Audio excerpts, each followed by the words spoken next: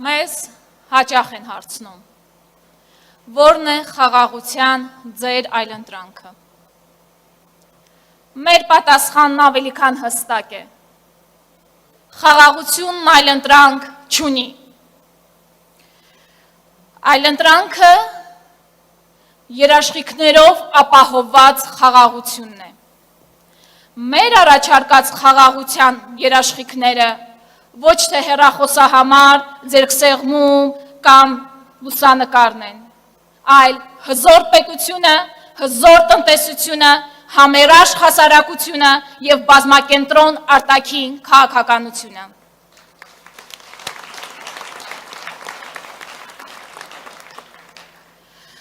Հաշվի առնելով փոքրիկ խմբակի արտաքին քաղաքականության տոտալ ձախողումը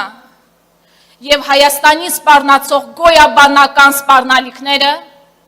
մենք առաջարկում ենք արտաքին քաղաքականության նոր բովանդակություն։ Արժանապատիվ դիրքավորումներ համաշխարհային քաղաքական տնտեսական ինտեգրացիոն գործընթացներում։ Մենք համոզված ենք, որ Հայաստանը կարող է և պետք է դառնա տնտեսական միջազգային նախագծերի հանգույց և բարձր տեխնոլոգիաների հաբ, բայց առանց սակարկելու ինքնիշխանությունը և ազգային շահերը։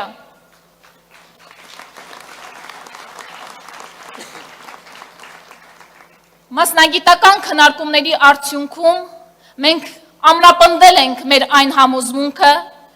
որ զսպումների և հավասարակշռության ռազմավարության մշակումը և ներդրումն են և մեր համազգային համախմբումը բոլոր տեսակի խաղաղությունների երաշխիքը։ Մի անինքնիշխանություն, որի գինը սեփական ժողովրդի մի հատվածին զոհաբերելն է, ստորացուցիչ է հենց այդ ժողովրդի համար։ Սիրելի հայրենակիցներ, մեզ ասում են մոռացեք ձեր պատմությունը, մերժեք եկեղեցին, ձեր սիմվոլները, ազգային արժեքները։ Սա ազգային ինքնության վերաձևակերպման գործընթաց է, թելադրված մեր թշնամիների կողմից։ Այնուամենայնիվ, կա պարզ ճշմարտություն, երբ քեզ չեն հարգում քո իսկ դաշնակիցները, չի հարգելու նաև թշնամին։ Այսպիսով, 3 պատերազմ բերած մարդը մեզ առաջարկում է ոչ թե խաղաղություն, այլ մեղսակցություն։ Եկեք, սիրելի ժողովուրդ, անկեղծ լինենք ինքներս մեր հանդեպ։ Պարտության սիմվոլը մշտական գայթակղության աղբյուր է թշնամու համար նոր հարձակումներ նախաձեռնելու։ Հետևաբար, բանակցողի փոփոխությունը այլընտրանք չունի։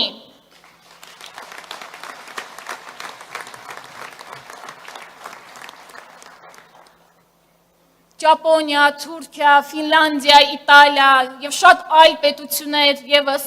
իրենց պատմության ընթացքում կործանարար պարտություններ են կրել,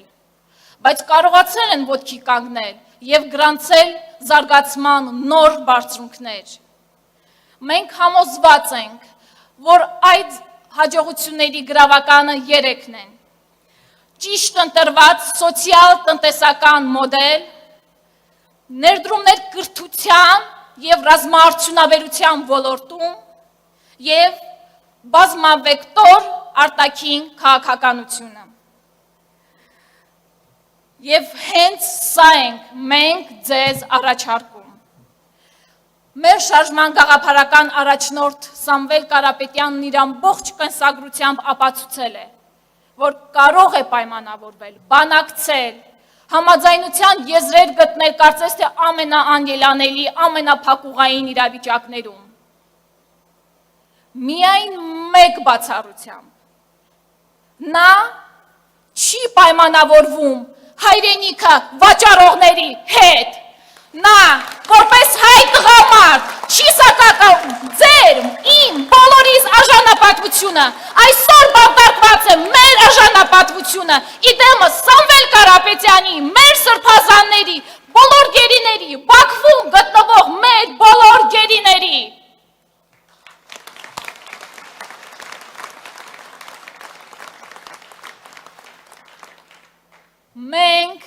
գալիս ենք ապացուցելու, որ թշնամու կողմից բոլոր թելադրանքներն անվերապահորեն իրականացնելուն կա այլընտրանք։ Եվ այդ այլընտրանքը հզոր տնտեսության միջոցով կայուն անվտանգությունն է։ Բերդության որդեգրած արտաքին քաղաքականությունը չի կարող հիմնովին փոխվել մի փոքրիկ խմբակի կմահաճույքներով կամ մի քանի տարին մեկ։ Մենք բաց հայտարարում ենք, որ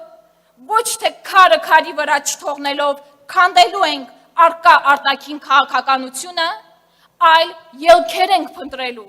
կառուցելու ենք որակապես նոր հարաբերություններ մեր ավանդական դաշնակիցների հետ եւ գտնելու ենք նոր դաշնակիցներ։ Մենք բոլորս արդեն իսկ ականատես ենք եղել զորական կետից արտաքին քաղաքականություն սկսելու process-ին եւ մինչ օրս կրում ենք դրա ծանրագույն հետևանքները։ Կանգնման եւ փոխադարձ պատասխանատվության ձևավորման վրա, սփյուռքը դիտարկելով որպես անփոխարինելի կամուրջ միջազգային դերակատարների հետ մեր հարաբերություններում։ Դեռևս տարիներ առաջ Սամվել Կարապետյանն իր հարցազրույցներից մեկում, պատասխանելով լրագրողներից մեկի հարցին, թե որն է այն հատկանիշը, որի շնորհիվ դուք հասել եք այդ հաջողություններին, նա պատասխանել է. պարկեշտությունը։ Մենք այսօր այնքան կարիք ունենք այդ պարկեշտության մեր քաղաքական կյանքում եւ մեր արդեն հասարակական կյանքում։ Հավատացեք, արտաքին քաղաքականության ոլորտում եւս վստահելի, հետևողական եւ պարկեշտ բանակցող ու գործընկեր ունենալը ամենակարևորն է եւ հաջողության գրավականը արտաքին քաղաքականության ասպարեզում։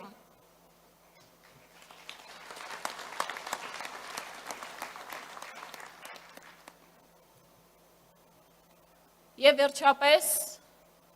Արցախ։ Արցախցիների իրավունքների պաշտպանությունը եւ միջազգային ատյաններում նրանց իրավունքների պաշտպանությունը Մայր Հայաստանում նրանց արժանապատիվ կյանքի ապահովումը մեր թիմի համար սակարկման ենթակա չէ եւ այլընտրանք չունի։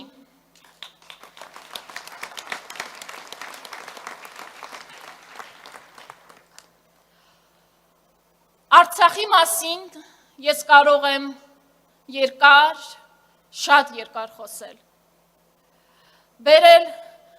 բազմաթիվ հիմնավորումներ միջազգային իրավունքից եւ միջազգային կոնվենցիաներից, բայց կասեմ պարզապես հետեւյալը։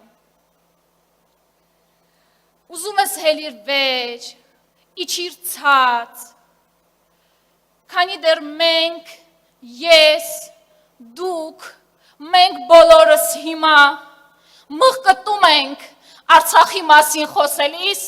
ուրեմն Արցախ վերադարձի հարցը մեզ համար փակ չէ։